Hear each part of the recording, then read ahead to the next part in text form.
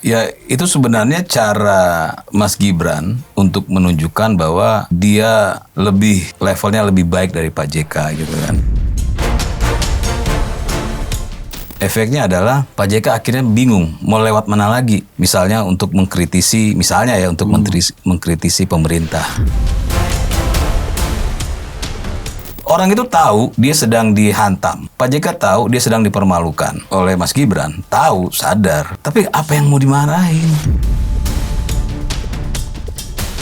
Artinya mereka menyerang itu bukan secara objektif, tapi subjektif. Ketidaksukaan. Ketidaksukaan baik secara pribadi maupun secara politik. Ada yang terganggu dengan sosok Mas Gibran. Sekarang ada yang meragukan Mas Gibran. Terus siapa jadi wakil presiden mau mereka? Muhaimin, Mahfud MD. Bahkan Ganjar pun belum pantas jadi wakil presiden, bos. Pernah nggak orang-orang yang menghantam ini, Mas Gibran, itu menghantam wakil presiden Pak Jokowi periode kedua, Kiai Ma'ruf Amin? Pernah nggak? Nggak pernah. Nah, kenapa Gibran? Ya berarti kan ada masalah. Yang bermasalah siapa ini? Mereka yang nyerang ini.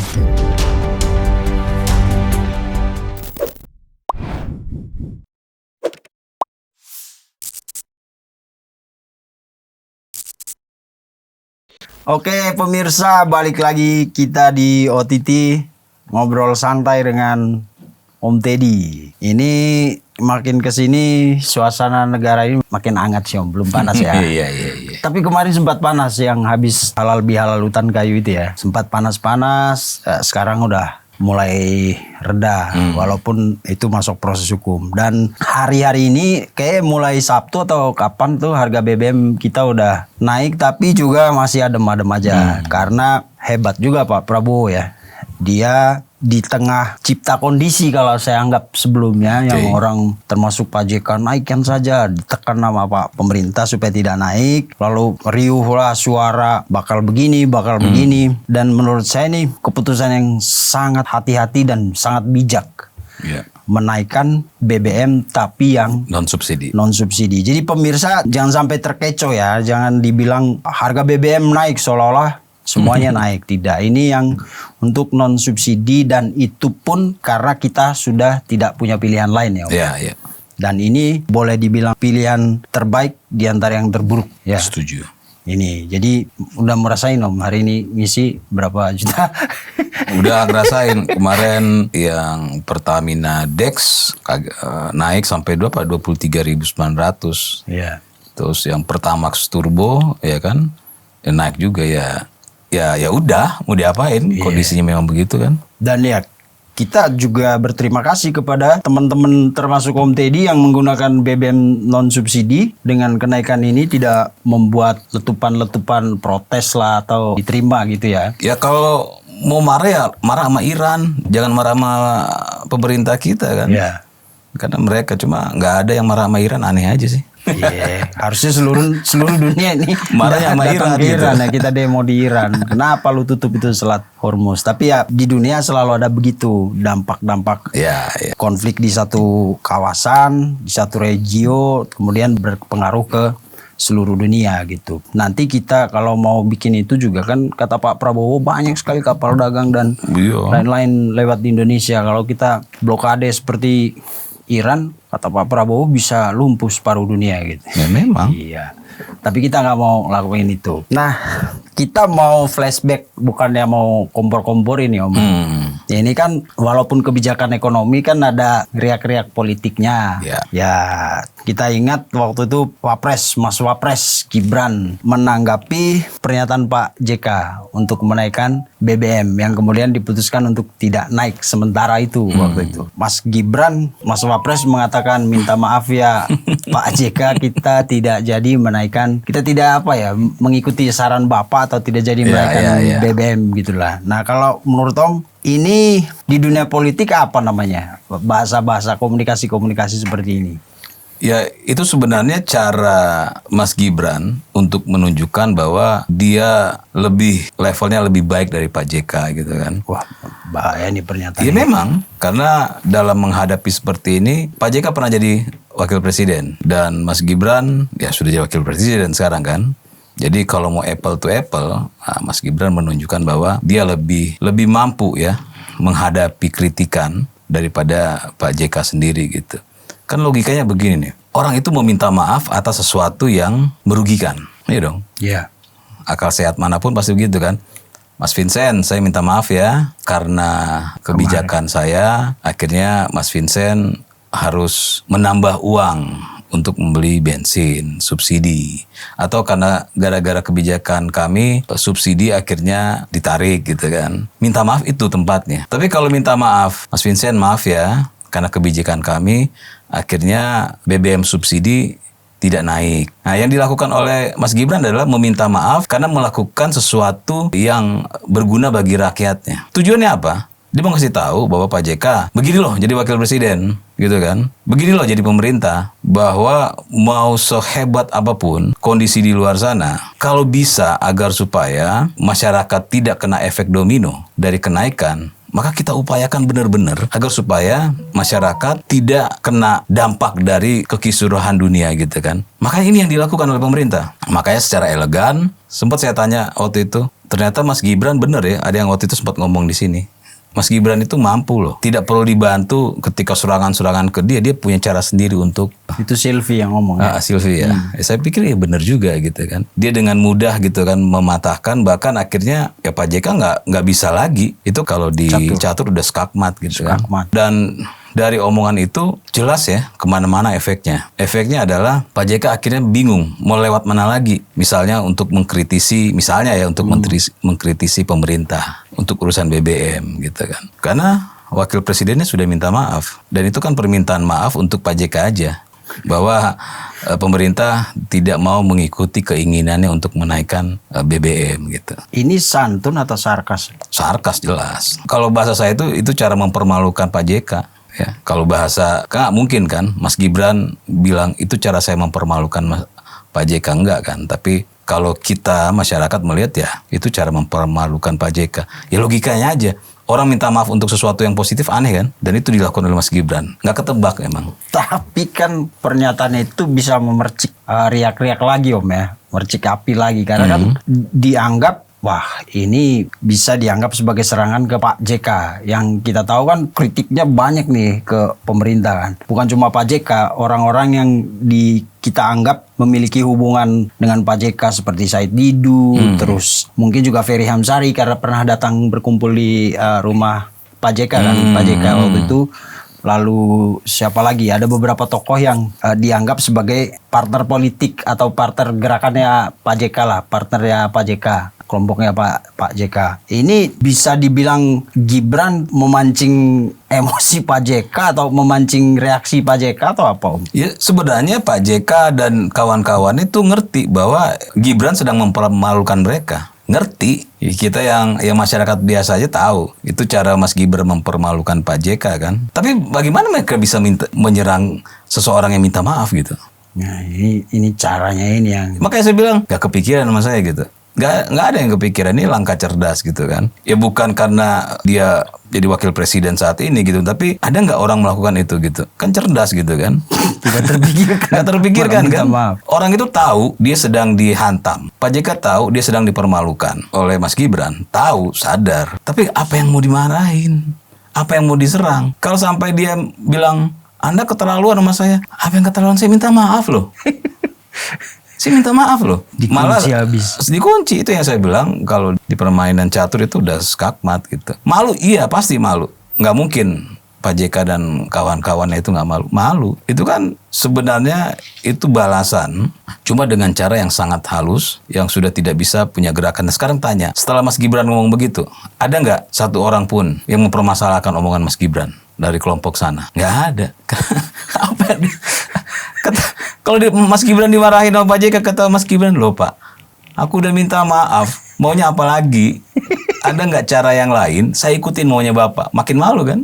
Saya akhirnya kalau diserang ini Mas Gibran bilang, Pak JK, aku udah minta maaf ya, nggak bisa ikutin maunya Pak JK. Pak JK masih marah sama saya, ajarin saya cara meminta maaf yang bisa membuat Pak JK memaafkan saya. Makin malu nggak?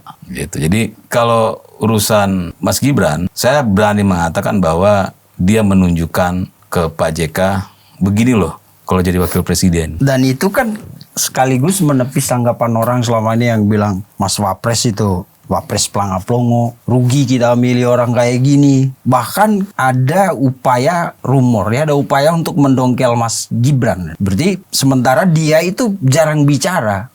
Sekalinya muncul misalnya waktu dikritik Panji, dia nggak marah Panji. Panji langsung diem kan, udah nggak bisa ngapa-ngapain.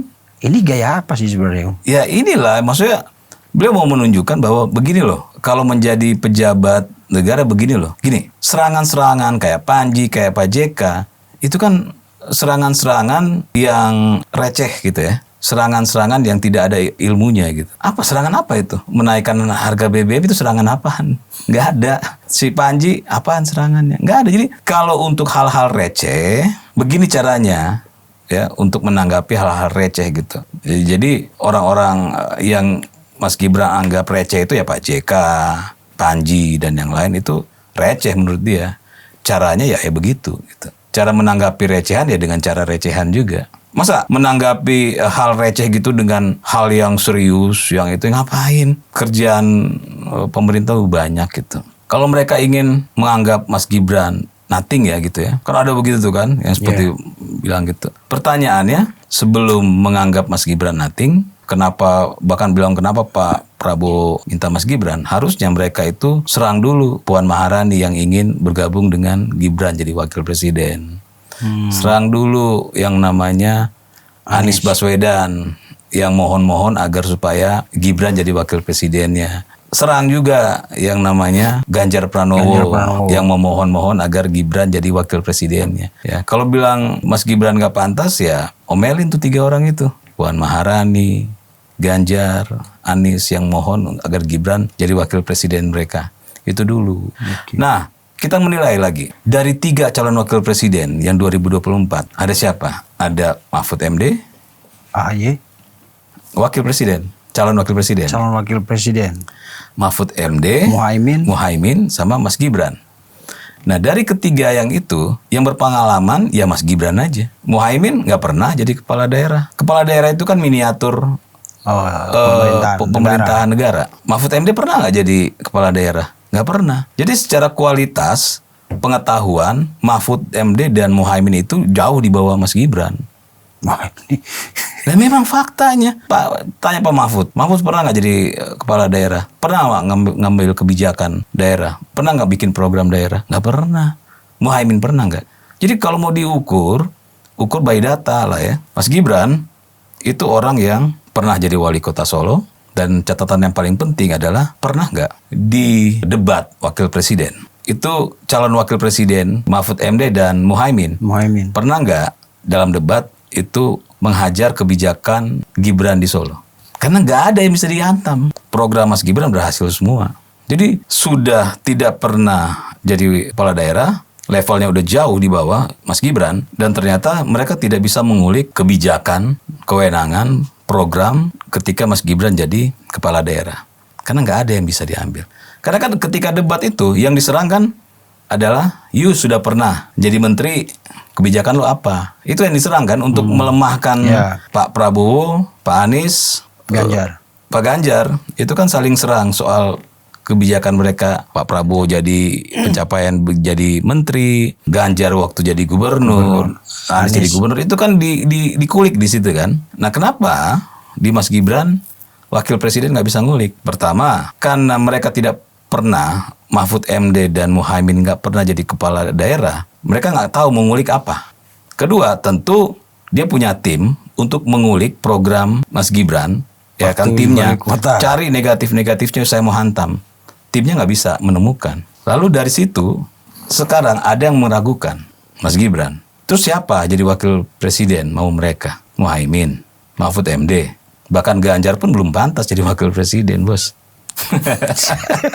Ngeri kali. Tapi kan kadang-kadang masyarakat kita itu menilai pemimpin itu misalnya, tapi ambigu juga sih Om ya. Ada kan yang menilai kecerdasan pemimpin itu dari cara bicaranya, lewat pidato, lewat apapun itulah, pernyataan-pernyataan publik. Sementara Mas Gibran ini kan entah dia malas ngomong atau bodoh amat lah, dia tidak jarang mengambil kesempatan untuk banyak bicara. Misalnya waktu si Rismon datang ke sana, dia cuma kasih parcel, oke sudah ya, udah lu pergi, dia tutup pintu. Atau di momen-momen penting misalnya di 17-an apa, kan banyak media di situ, dia kayaknya tidak mau muncul di depan kamera untuk bicara, dan itu yang membuat orang merasa ini orang dia ngapain sih sebenarnya, karena ngomong aja kagak kan. Paling misalnya nanggapin Panji itu pun gak yang kayak saya harus kan kita, enggak kan, ini santai aja, udah nggak usah dilapor-laporin lah, biarin aja gitu. Kan buat orang Indonesia ngeliat bahasanya kok sesederhana itu gitu. Lalu kemudian mereka menilai wah kualitas Gibran secara akademis lah dan bla bla bla bla gitu. Ini kayaknya nggak pas nih gitu. Kalau menurut Om Deddy apa? Sementara ketika dia ngomong sekali tiba-tiba beng aja kayak Pak JK, terus siapa lagi, nanti ada satu lagi tuh Deddy Sitorus atau siapa dari PDIP yang udah Gibran lu tinggal di IKN aja. Ada politisi yang mengatakan itu ya. Terus Gibran nanti kita tinggal bareng di sana. Bingung kan dia jawab. Ini orang apa sih? Sekarang gini. Sementara gini loh, Prabowo yang banyak ngomong ya kan, pidato-pidato itu juga salah. Ini sebenarnya masyarakat kita itu maunya apa ya? Ya, jadi gini. Orang-orang yang menilai Mas Gibran, coba kita lihat orang-orangnya. Pernah nggak mereka menghantam Pak Budiono, Wakil Presiden SBY? Pernah nggak? Nggak banyak ngomong juga. Nggak banyak ngomong. Pernah nggak orang-orang yang menghantam ini, Mas Gibran, itu menghantam Wakil Presiden Pak Jokowi periode kedua, Kiai Ma'ruf Amin? Pernah nggak? Nggak pernah. Nah, kenapa Gibran? Ya berarti kan ada masalah. Yang bermasalah siapa ini? Mereka yang nyerang ini. Artinya mereka menyerang itu bukan secara objektif, tapi subjektif. Ketidaksukaan baik secara pribadi maupun secara politik. Ada yang terganggu dengan sosok Mas Gibran. Kalau orang-orang itu orang-orang yang benar-benar objektif, pasti ketika Pak Budiono mereka serang. Mereka nggak serang loh Pak Budiono. Pak Budiono itu lebih kalem dari Mas Gibran. Apalagi Pak Kiai, Pak Ma'ruf. Kenapa mereka nggak ada yang berani? Kenapa? Karena memang nggak objektif lagi mereka, sudah subjektif. Kedua, Mas Gibran itu berkali-kali mengatakan, saya ini pembantu presiden. Mas Gibran paham konstitusi, paham undang-undang, paham undang-undang dasar 45. Dia nggak mau jadi matahari kembar. Ya. Walaupun bagaimana ada dukungan yang sangat besar terhadap Mas Gibran, kalau orang yang lupa daratan, pasti dia akan memanfaatkan. Dia pengen tampil lebih dari presidennya kan. Yeah. Tapi beliau tahu diri. Kenapa dia tahu diri? Karena dia sudah pernah menjadi wali kota Solo. Dia tahu bagaimana memerankan sebagai pembantu sebagai pimpinan. Nah, kenapa orang-orang ini tidak pernah menghantam Pak Prabowo terkait Mas Gibran? Kan Mas Gibran hanya menjalankan apa yang diminta oleh Pak Prabowo kan. Dan Pak Prabowo memberikan ruang kepada Mas Gibran. Harusnya kalau mau serang ya jangan Mas Gibran, Pak Prabowo. Kenapa? Kalau menyerang Pak Prabowo, mereka kan berharap dapat jatah kan, kekuasaan. Itu mereka masih berharap juga mendapatkan jabatan di pemerintahan. Nah jadi itu yang saya katakan bahwa tadi yang pertama. Kedua, Mas Gibran belajar dari Pak JK ketika menjadi Wapres Pak Jokowi SBY pertama itu terlihat matahari kembar. Pengamat kan bilang, wow ini kok kayak Pak JK terlalu aktif. Makanya ya ketika periode kedua Pak SBY, Pak JK nggak ditarik lagi, memilih lebih baik Budiono sehingga tidak ada terlihat matahari kembar. Ya. Begitupun di Pak Jokowi. Ya Pak Jokowi ketika dengan Pak JK, wah kemana-mana kan Pak JK kan aktif gitu kan. Tapi kan dia wakil presiden, harus sadar posisi gitu. Keberhasilan dia selama ini yang selalu diungkap-ungkap itu bukan keberhasilan dia, tapi itu atas perintah dan arahan presiden gitu. Nah, kenapa Pak Jokowi akhirnya tidak memilih Pak JK lagi untuk periode kedua? Karena bagaimanapun baik Pak SBY ketika sudah periode kedua itu 90% menang. Ya, jadi mendingan dia dengan wakil yang sama dong kalau memang selama ini oke. Yeah. Kenapa diganti? Berarti kan Pak SBY merasa enggak lah. Ada yang nggak pas. Begitupun dengan Pak Jokowi. Nah, Mas Gibran belajarlah dari sejarah itu gitu. Dia tidak mau menjadi wakil presiden seperti Yusuf Kala. Makanya akhirnya beliau mengajari Pak Yusuf Kala bagaimana menjadi wakil presiden yang baik gitu. Itu kan cara dia mengajarkan Pak JK gitu. Kenapa harus ke Pak JK sih? Ya karena memang Pak JK yang harus diajari gitu kan. Emang salah? Emang nggak boleh mengajari Pak JK? Nggak kan bisa ngajarin Pak Budiono ke siapa gitu. Enggak lah, Pak Budiono dianggap orang yang memposisikan sebagai pembantu presiden. Oke. Sama kan, Pak Budiono, Mas Gibran, Pak Kiai Wakil Presiden kita yang satu lagi, itu kan Ma'ruf Amin. Ma'ruf Amin itu kan sadar posisi. Itu bahasanya, sadar posisi bahwa dia itu adalah pembantu presiden gitu. Dia tidak ingin terlihat lebih dari Pak Presiden. Padahal kalau mau kita lihat Kalkulasi peta politiknya, kalau Pak Budiono saat itu banyak omong gitu ya, dukungan juga nggak banyak. Mas Gibran kalau banyak omong, dukungan banyak pasti. Tapi dia bisa meredam egonya, apalagi masih muda, dia mampu meredam egonya dan dia sadar posisi dia itu adalah wakil presiden, bukan presiden. Ini yang dia tunjukkan gitu. Walaupun banyak serangan kan, bahwa wah terjadi konflik antara presiden wakil presiden. Itu kan mereka menciptakan kan agar supaya terjadi. Mereka pikir bisa gitu Mas Gibran dikompor-komporin gitu kan. Makanya Mas Gibran tetap tenang gitu kan, karena posisi dia itu bukan sebagai presiden.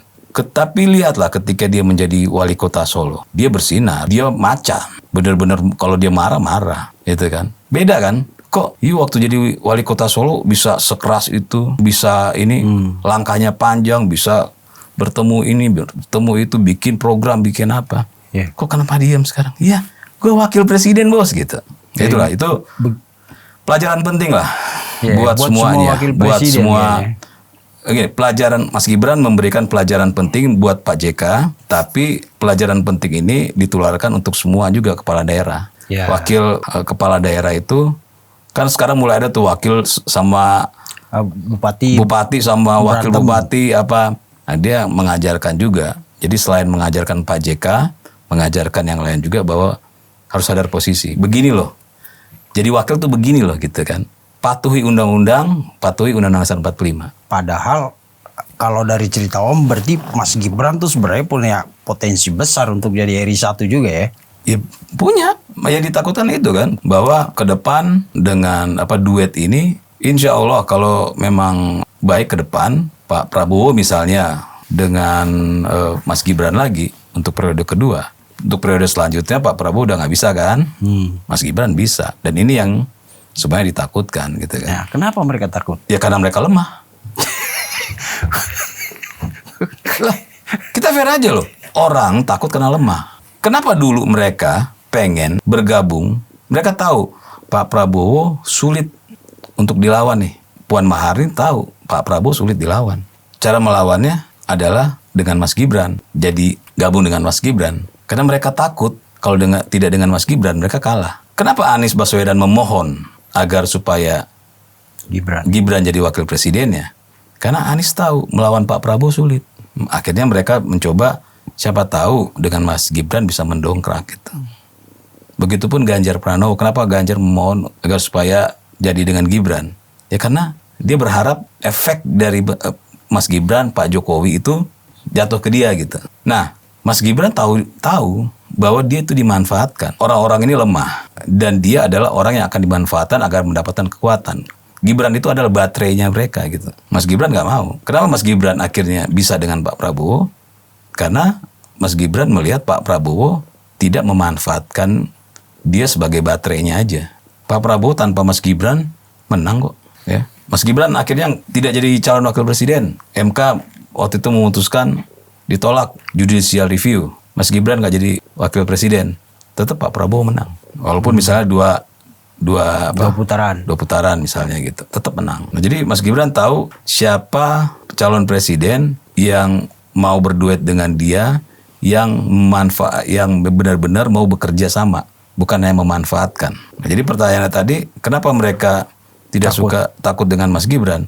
Ya itu jawabannya. Mereka lemah semua ini. Makanya ada ketika saya sempat ditanya di podcast yang lain, saya bilang kalau hari ini pemilu, maka Mas Gibran dan Pak Prabowo menang lagi. Karena sudah nggak ada tokoh lain. Siapa tokoh yang selevel dengan Pak Prabowo dan Mas Gibran saat ini? Coba sebutkan. Nggak ada. AHY? Nggak, jauh. Ada data terbaru survei LIPI atau ada salah satu survei kemarin menyebutkan nama Pak Menhan itu masuk radar itu. Jauh.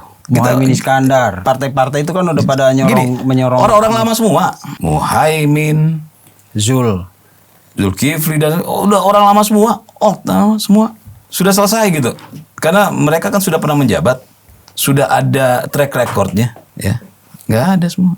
Maka nanti 2029, Pilpres 2029 kan setiap partai politik peserta pemilu bisa mencalonkan calon presiden. Sendiri. Saya yakin nanti calon presiden cuma 2 tetap. Misalnya ada 16 partai politik peserta pemilu nih.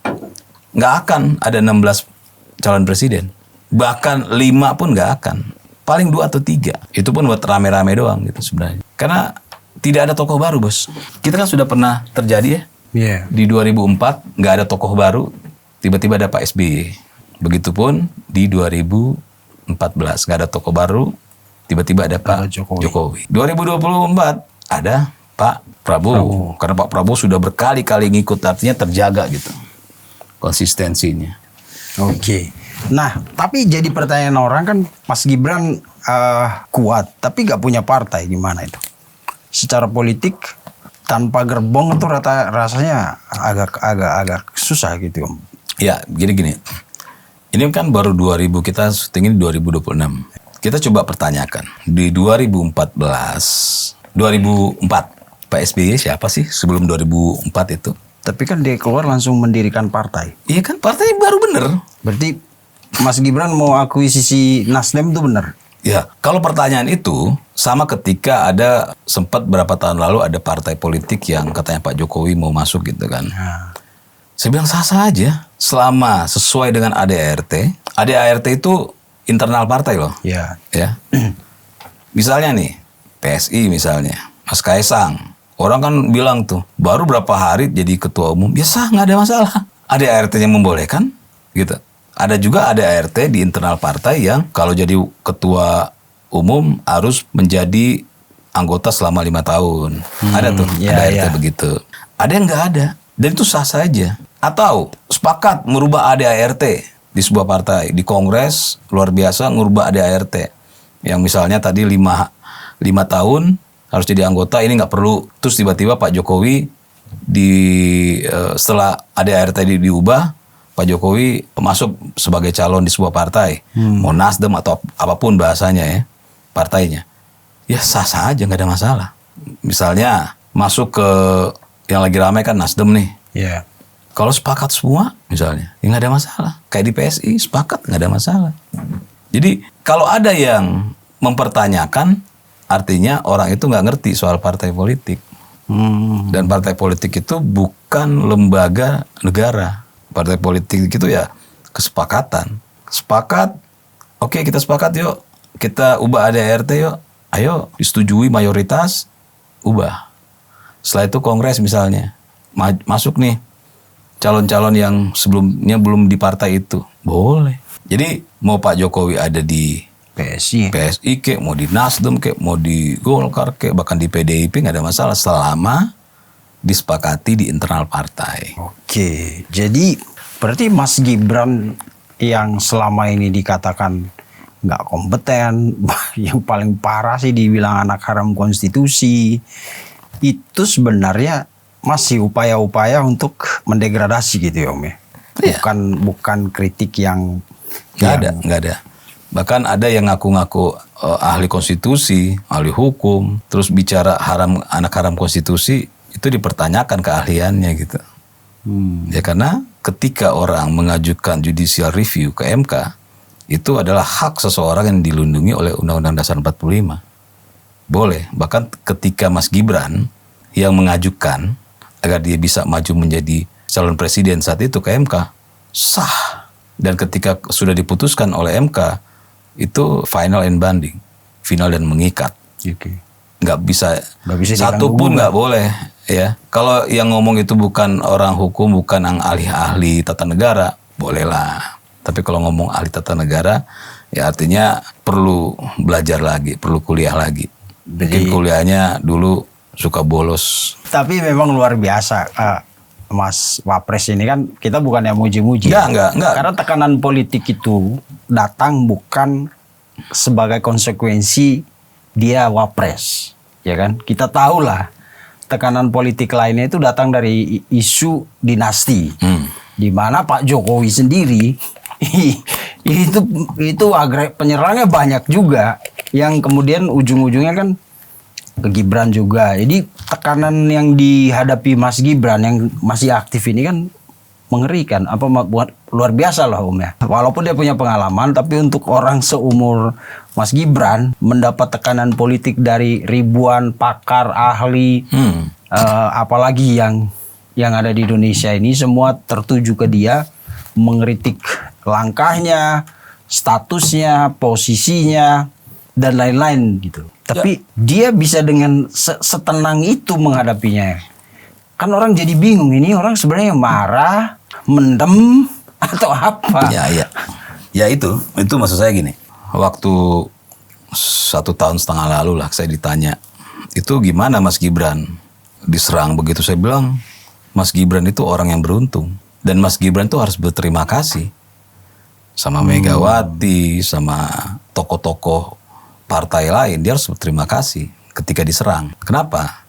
Karena dia diuji langsung oleh orang-orang yang tokoh-tokoh besar. Iya. Itu artinya apa? Artinya dia matang dengan cepat. Kenapa? Karena dia langsung dilatih oleh orang-orang yang tokoh-tokoh kaliber. Ya kan sebenarnya ini latihan buat dia untuk nanti suatu saat setelah Pak Prabowo 2 periode, beliau menjadi RI 1. Ini kan latihan. Mana ada, selain Pak Karno, mana ada calon pemimpin yang diserang sebegitu hebat. Di usia yang masih di muda. usia yang sangat muda, nggak ada. Cuma Pak Karno sama Mas Gibran. Jadi orang bilang blessing in disguise Ya, gitu. makanya Mas Gibran 1,5 tahun lalu saya bilang dia adalah orang yang sangat beruntung karena diuji langsung oleh mentor-mentor profesional, pakar-pakar, tokoh-tokoh besar ya yang menyerang dia. Itu sebuah keberuntungan dan dia harus berterima kasih, dan itu juga sebagai satu tanda bahwa dia lebih punya kemampuan di umur segitu dibandingkan tokoh-tokoh yang menyerang mereka. Tokoh-tokoh itu di umurnya Mas Gibran, coba jadi apa mereka waktu itu? Masih main di rumah. Umur 30 jadi apa? Megawati Soekarno Putri jadi apa? Umur 30. Mahfud MD jadi apa? Yusuf Kala jadi apa? Yang lain jadi apa? Kalau kita membandingin ya, artinya kalau bicara ketika dia umur berapa jadi wali kota itu 30 ya? 30. Ya. Ya, umur segitu lah. Kalau mau apple to apple, dia lebih hebat dari Megawati dan yang lain. Jadi kalau ada bilang, pasti abis ini orang nonton, wah menjilat gitu kan, Mas Gibran, termul. Saya menyampaikan sesuatu yang berdasarkan data dan logik gitu ya. Kan saya bilang tadi, calon wakil presiden 2024 yang sudah pernah memimpin sebuah daerah cuma Mas Gibran. Masuk akal kan? Iya. Nah, orang kemudian keberuntungan itu yang tadi Om Teddy bilang beruntung, tapi orang kan mengait-ngaitkan ya itu karena faktor Pak Jokowi aja gitu. Ya memang. Terus kenapa? Saya sering bilang loh ini, ketika mereka bilang, wah Mas Gibran, mereka menyerang Mas Gibran kan, karena bisa jadi wali kota karena ada pengaruh Pak Jokowi. Sebenarnya jangan salahin Mas Gibran, ya salahin orang tua mereka sendiri. Kenapa nggak jadi presiden orang tuanya? Jadi kan Pak SBY jadi presiden juga, Mas AHY tidak seberuntung Mas Gibran kan? Nanti itu yang saya jelaskan. Jadi pertama saya bilang, orang-orang yang menyerang Mas Gibran, itu jangan salahin Mas Gibran, tapi salahin bapak dan ibunya sendiri. Kenapa mereka dilahirkan dari orang tua yang bukan presiden? Mas Vincent misalnya nih, nyerang Mas Gibran ya. Politik dinasti. Politik dinasti. Mas Gibran jadi wali kota karena ada nama Pak Jokowi. Saya bisa ngomong, siapa suruh? Orang tua Mas Vincent bukan presiden. Egois banget jawabannya. Salahin aja orang tuanya. Loh, siapa yang bisa minta dilahirkan dari itu? Iya. Itu pertama. Kedua, banyak tuh tokoh-tokoh yang anak-anaknya memanfaatkan nama orang tua tapi nggak berhasil juga. Artinya apa? Artinya selain punya orang tua, yaitu kan memang sudah tidak ada pilihan ya. Tapi dia punya kemampuan sendiri gitu. Ya, dia punya kemampuan yang akhirnya orang seneng. Beliau jadi wali kota Solo. dia punya kebijakan, program dan segala macam. Orang seneng, orang Solo seneng. Terus salah gitu? Ya nggak salah. Makanya saya bilang tadi, salahin orang tua kalian. Lalu saya mencontohkan, misalnya saya sering mencontohkan Roy Martin, anaknya Gading Martin. Gading Martin itu dikenal karena dia anaknya Roy Martin. Tapi Gading Martin jadi legend sekarang di dunia perfilman, dapat Piala Citra lagi. Karena kemampuan dia, bukan karena bapaknya. Bukan karena bapaknya. Idris Sardi, Sardi. seorang maestro ya, musik. Anaknya Lukman Sardi. Dia dikenal karena anaknya Idris Sardi. Rano. Sekarang dia karena dia punya kemampuan, dia menjadi sutradara pemain film hebat gitu kan. Rano Karno, wakil gubernur DKI, dia bisa main film karena bapaknya, ya dong. Iya. Tapi dia bisa nunjukin dia selain itu dia punya kemampuan. Contoh lain, siapa? John Lennon, sebesar itu. Anaknya mau setengah mati berupaya bikin musik, nggak dilihat sama dunia, nggak dilirik, karena nggak punya kemampuan di musik anaknya. Walaupun bapaknya John Lennon gitu kan. Nah begitu maksud saya. Jadi kita bisa melihat di dunia politik begitu banyak tokoh-tokoh yang anaknya terjun juga ke dunia politik tapi nggak bisa berhasil, nggak bisa sehebat bapaknya atau orang tuanya. Banyak kan? Yeah. Nah jadi kalau mau lihatnya secara luas. Lihatnya secara luas ternyata ya Mas Gibran dapat keberuntungan karena bapaknya seorang presiden. Tapi nggak akan jadi apa-apa dia kalau dia nggak punya kemampuan gitu. Terakhirnya Om, ini kan katanya kalau untuk calon presiden susah menyaingi Pak Prabowo. Sulit. Makanya orang rebut-rebutan nih buat jadi setidaknya jadi wakil Pak Prabowo. Itu kan yang saya bilang di beberapa kesempatan, ini aneh. Orang dari pagi-pagi sudah berpikir bagaimana menjadi calon presiden. Ini kok grade-nya turun gitu. Jadi wakil presiden gitu. Padahal aneh. Presidensial threshold udah boleh gitu. Malah menjadi wakil. Nah kemudian kan orang lihat ada dua figur muda yang potensial, AHY dan Mas Gibran kan. Ya. Yang sekarang sama-sama ada di pemerintahan, garis nasibnya juga sama-sama anak mantan presiden, ya kan. Kalau antara dua figur muda ini Om, yang kansnya paling besar untuk taruhlah tadi rebut-rebutan jadi wakil presiden Pak Prabowo gitu ya. Antara AHY dengan Gibran. Nah, oke, saya jawab secara objektif ya. Antara itu dua, jelas Mas Gibran. Kenapa? Ini objektif. Kenapa? Benar objektif. Pertama, AHY itu Menko. Emang kenapa kalau Menko? Menko? Dulu SBY Menko Polhukam. Iya, tapi SBY dikenal bukan karena dia Menko Polhukam, tapi karena ada masalah dengan Megawati. Saya nggak tahu Pak SBY itu siapa. Jujur aja dulu. Tiba-tiba saya akhirnya milih Pak SBY karena zaman-zaman muda kan orang terzolimi kan. Saya milih Pak SBY bukan karena kemampuan dia, tapi karena dia dizolimi. Berarti nggak, kita objektif aja. Zaman itu di 2004 itu jelas beliau ramai lah ya, semua orang banyak memilih, dan ketika kasus itu besar, semua pengamat mengatakan Pak SBY pasti jadi presiden karena mengharu biru masyarakat. Jadi saya pun memilih Pak SBY bukan karena keberhasilan jadi Menko, karena terzolimi. Kita harus fair-fairan aja. Nah, balik lagi ke Mas AHY. Menko dengan menteri luas mana jalannya? Menteri lah. Ya, gitu kan. Mas AHY ketika jadi walaupun cuma setahun menjadi menteri pertanahan ya, kalau Menteri Pertanahan. Wah, itu langkahnya banyak. Yeah. Pemberitaannya banyak gitu. Dia jadi Menko, Bos. Sedangkan Mas Gibran adalah wakil presiden. Tapi nggak kemana-mana. Walaupun dia nggak kemana-mana, tapi dia wakil presiden, Bos. Dia ada terus di pemberitaan, ada terus statementnya diminta. Artinya secara publikasi secara grade lebih tinggi Mas Gibran di pemerintahan, secara publikasi lebih tinggi Mas Gibran.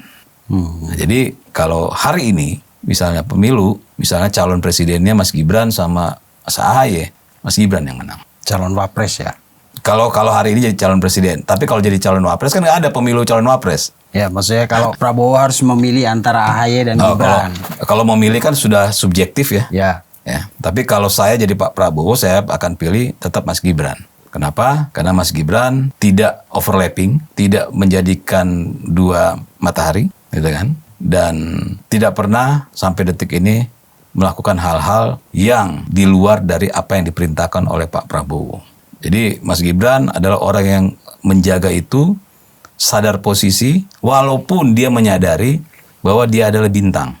Orang kan sangat berharap Mas Gibran membuat sesuatu yang akhirnya bentrok dengan Pak Prabowo. Sangat berharap nih orang-orang yang tidak suka dengan pemerintahan saat ini gitu. Tapi ini kan Pak Prabowo orang yang matang di militer, matang di partai. Mas Gibran orang yang matang di pemerintahan. Tapi ada yang bilang kalau nanti Pak Prabowo memilih Gibran lagi, kubunya Pak Said Didu ya mengatakan Said Didu dan kawan-kawan, ini kan Pak Prabowo ini terbebani dari persoalan-persoalan dari pemerintahan sebelumnya. Kebanyakan ngomong dari zaman Pak Jokowi, kebanyakan ngomong sampai detik ini. Tantangan gue mereka bikin partai nggak pernah jadi. Bang Said Didu ya bikin partai. Jadi kalau mau ngelawan Pak Prabowo dan Mas Gibran itu nanti Pak Said Didu jadi calon presiden. Ngapain cuma ngoceh-ngoceh gitu kan? Yang dipilih oleh rakyat kan Pak Prabowo dan Mas Gibran, bukan Said Didu. Jadi sejauh ini Om Teddy masih yakin Pak Prabowo Gibran nih masih ideal untuk 2 periode? Jawabannya adalah sangat yakin. Kenapa? Karena masing-masing memerankan perannya dengan sangat baik dan saling menjaga. Kita sudah pernah lihat ya sejarah bagaimana dari Pak Soekarno dengan Bung Hatta ada terjadi perbedaan prinsip ya. Bagaimana Pak SBY dan Pak JK walaupun tidak Pak SBY sampaikan tapi begitu ramai pandangan masyarakat, ini kenapa Pak JK kayak jadi lari sendiri. Gitu. Jadi belajarlah kita dari sejarah, dari pengalaman ya. Dan kita lihat Mas Gibran tidak mau sejarah itu terulang. Jadi mudah-mudahan Pak Prabowo dan Mas Gibran seperti sekarang ya terus berjalan, dan saya yakin akan terus berjalan seperti sekarang karena Pak Prabowo dan Mas Gibran adalah orang-orang yang matang, yang tidak bisa diadu domba, digosok-gosok ya sama orang-orang yang belum pernah matang gitu. Bukan belum matang, belum pernah matang. Oke, terima kasih Om Teddy. Ya pemirsa, itulah kalau ngobrol sama Om Teddy emang diksi-diksinya bikin kita di studio agak-agak ini kayak pinggir-pinggir jurang nih. Tapi penonton kita selalu menunggu itu Om. Karena kadang-kadang bahasa politik itu terlalu banyak eufemisme lah, perhalusan. Kalau Om Teddy kan tidak. Ngomong pegang burung ya pegang burung. Atau di episode sebelumnya Om Teddy bilang Pak Yusuf Kalla jangan pura-pura lugu gitu. Masih banyak yang quotes-quotes yang itu bisa jadi lawakan kita. Jadi obrolan kita di studio. Pegang burung aja lu kameramen, nggak lihat ini gitu. Kayak gitu Om. Terima kasih untuk selalu hadir dengan kita, memberi ini podcast ini sebenarnya kayak pencerahan. Mudah-mudahan jadi pencerahan. Jadi edukasi buat orang-orang supaya kalau ada sesuatu yang genting-genting kadang-kadang kita lucu-lucuin di sini ya kan supaya orang itu nontonnya adem, tenang. Makanya kalau dilihat komen-komen netizen kita tuh kayak adem. Saya senang, dan komen mereka itu bukan yang ngebully, persekusi, enggak. Tapi benar-benar yang dikomenin adalah isi omongan di podcast ini. Entah Om Teddy jadi host dengan narasumber siapapun atau obrolan saya dengan Om Teddy. Saya kan selalu baca itu komen-komennya. Wah ini penonton OTT itu oke lah. Maksudnya adem, gak nyerang-nyerang orang, persekusi, ngebully gitu. Itu keren-keren gitu. Dan pasti karena vibes kita emang ya kita mau apapun yang disampaikan dari meja OTT ini memang sesuatu yang bikin orang yang tadinya cemas jadi optimis ya kan. Ketika ngomong BBM kemarin, apalagi ngomong isu makar itu kan. Ya kita bikin lucu-lucu lagi malah itu kan. Jadi gitulah pemirsa, emang OTT selalu berusaha untuk membuat semua persoalan itu jadi lebih enak untuk disajikan. Terima kasih Om Teddy. Pemirsa, sampai jumpa di episode selanjutnya. Pasti kita pengen mengekspresi, mengedepankan estetika. Jelas tadi mendengarkan.